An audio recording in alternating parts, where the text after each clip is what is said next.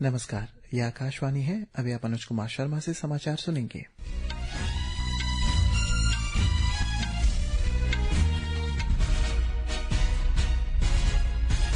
पहले मुख्य समाचार। निर्वाचन आयोग ने बिहार विधानसभा चुनाव में प्रचार के दौरान राजनीतिक दलों और उम्मीदवारों से फर्जी और एआई से निर्मित सामग्री का जिम्मेदारी से उपयोग करने और उसका स्रोत स्पष्ट करने को कहा। देश के विभिन्न हिस्सों में 4 दिवसीय छठ पूजा समारोह शुरू। प्रधानमंत्री नरेंद्र मोदी ने देश भर के श्रद्धालुओं को शुभकामनाएं दी।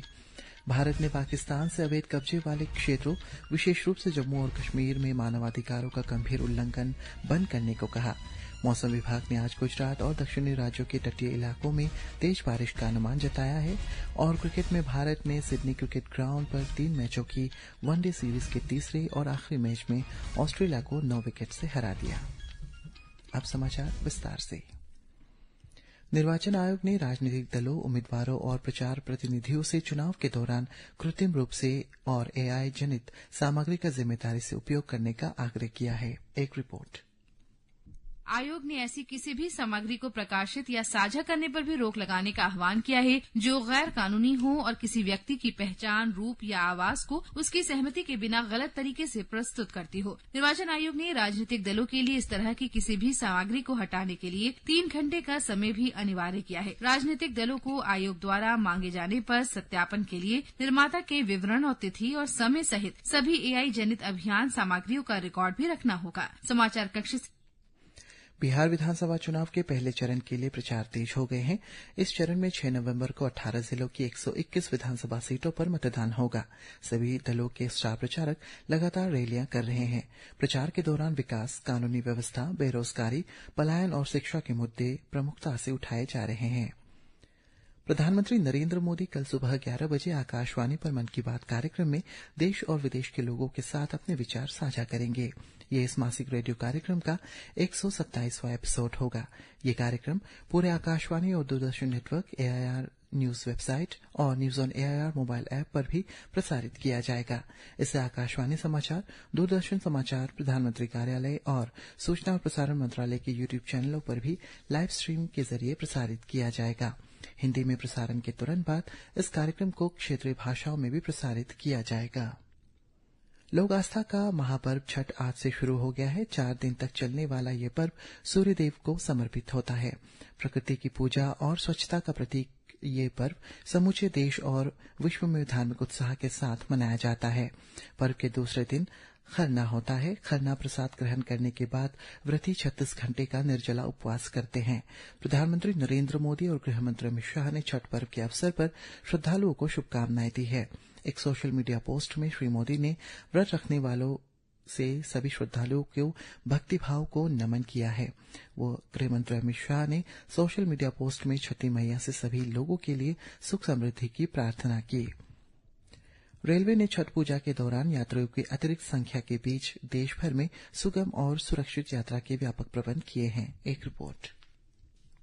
त्योहारों के बाद अपने कार्यस्थलों पर लौटने वाले यात्रियों की सुविधा के लिए लगभग 6181 विशेष रेलगाड़ियां चलाई जाएंगी। रेल मंत्रालय ने कहा है कि अगले 3 दिन में 900 से अधिक विशेष रेलगाड़ियां संचालित होंगी। रेलवे ने बताया है कि यात्रियों की भीड़ को नियंत्रित करने के लिए बिहार और उत्तर प्रदेश के 30 प्रमुख स्टेशनों पर अतिरिक्त कोच तैनात किए गए हैं और मौसम को ध्यान में रखते हुए होल्डिंग एरिया भी बनाए गए हैं। छठ पर्व के दौरान सुचारू संचालन बनाए रखने के लिए इन स्टेशनों पर अतिरिक्त टिकट काउंटर, सीसीटीवी निगरानी और यात्रियों के लिए अन्य प्रबंध किए गए हैं। इस बीच पटना, मुजफ्फरपुर, दरभंगा और गया स्टेशनों पर भी किसी भी स्वास्थ्य आपात स्थिति से निपटने के लिए चिकित्सा बूथ बनाए गए हैं। स्वचालित टिकट वेंडिंग मशीनों, यात्री आरक्षण प्रणाली काउंटरों और मोबाइल अनारक्षित टिकटिंग सुविधाओं के माध्यम से यात्रा को और अधिक सुविधाजनक बनाया गया है। यात्रियों की सुरक्षा सुनिश्चित करने के लिए सहायता बूथों को सुदृढ़ बनाने और कतारों को कुशलतापूर्वक प्रबंधित करने के लिए रेलवे सुरक्षा बल के जवानों को पर्याप्त संख्या में तैनात किया गया है। समाचार कक्ष से निखिल कुमार।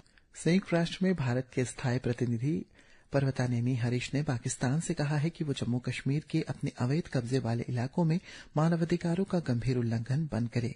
उन्होंने कल 80वें संयुक्त राष्ट्र दिवस के अवसर पर आयोजित खुली बहस के दौरान संयुक्त राष्ट्र सुरक्षा परिषद को संबोधित करते हुए ये बात कही। श्री हरीश ने दोहराया है कि जम्मू कश्मीर हमेशा ही भारत का भिन्न और अविभाज्य अंग रहेगा। उन्होंने कहा है कि जम्मू कश्मीर के लोगों ने समय की कसौटी पर खरी उतरी देश की लोकतांत्रिक परंपराओं और संवैधानिक रूपरेखा के अनुरूप अपने मौलिक अधिकारों का इस्तेमाल किया है। श्री हरीश ने संपूर्ण विश्व को एक परिवार मानते हुए वसुधैव कुटुंबकम के प्रति देश की प्रतिबद्धता पर बल दिया, जिसमें सभी के लिए न्याय, गरिमा और समृद्धि सुनिश्चित होती है। सरकार ने सोशल मीडिया चैनलों पर प्रसारित उस वीडियो संदेश का खंडन किया है जिसमें दावा किया गया है कि कई भारतीय अफगानिस्तान में तालिबान सरकार की हिरासत में हैं। पत्र सूचना कार्यालय की तथ्य जांच इकाई ने सोशल मीडिया पोस्ट में बताया है कि यह रिपोर्ट फर्जी है। मौसम विभाग ने अंडमान और निकोबार द्वीप समूह, आंध्र प्रदेश, तटीय कर्नाटक और गुजरात में तेज बारिश का अनुमान व्यक्त किया है। केरल, माहे, तमिलनाडु, पुदुचेरी और कराईकल में भी अगले 2 दिनों तक मूसलाधार बारिश की अनुमान व्यक्त की गई है। कल आंध्र प्रदेश के कुछ स्थानों पर तेज हवाएं चलने की संभावना है। इधर राष्ट्रीय राजधानी दिल्ली में वायु गुणवत्ता में मामूली सुधार हुआ।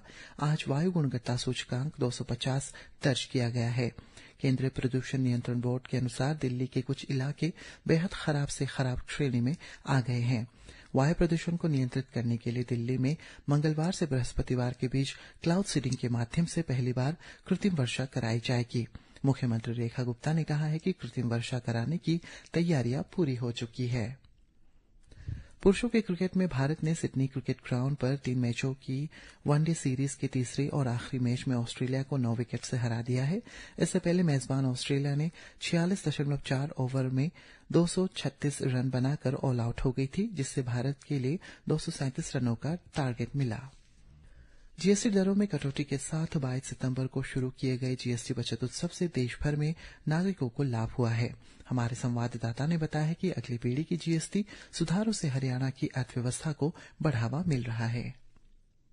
इन जीएसटी सुधारों से हरियाणा की अर्थव्यवस्था में उल्लेखनीय बढ़ोतरी हुई है। ऑटोमोबाइल, कपड़ा, उर्वरक, इस्पात, डेयरी और नवीकरणीय ऊर्जा सहित विभिन्न क्षेत्रों में जीएसटी की दरों को कम कर दिया गया है। ऑटोमोबाइल और उनके कलपुर्जों पर जीएसटी 28% से घटाकर अब 18% कर दिया गया है। जीएसटी कम होने से वाहनों की कीमत कम हो गई है। इससे वाहनों की बिक्री में वृद्धि हुई है और राज्य का निर्यात भी बढ़ा है। इसके साथ ही कृषि मशीनरी और उर्वरकों पर भी जीएसटी घटाकर 5% कर दिया गया है। इससे कृषि लागत में कमी आई है। हरियाणा में सोनीपत, करनाल और पानीपत में सहकारी समितियों में डेयरी उत्पादों पर कम दरों से सूक्ष्म और लघु उद्योगों के विकास को बढ़ावा मिला है और रोजगार के अवसर सृजित हुए हैं। आकाशवाणी समाचार से बातचीत में हरियाणा के किसान भीम मलिक ने नए जीएसटी सुधारों का स्वागत करते हुए कहा कि उन्होंने इससे नए ट्रैक्टर की खरीद पर लगभग 1,25,000 रूपये की बचत की है। सरकार ने जो ये राहत जीएसटी की दी है तो बहुत अच्छा कार्य किया है। एक ट्रैक्टर के साथ 1.25 लाख रुपए का फायदा होया। मेरे को इतना फायदा होया तो पूरे देश को तो कितना फायदा होगा। छोटी बड़ी चीजें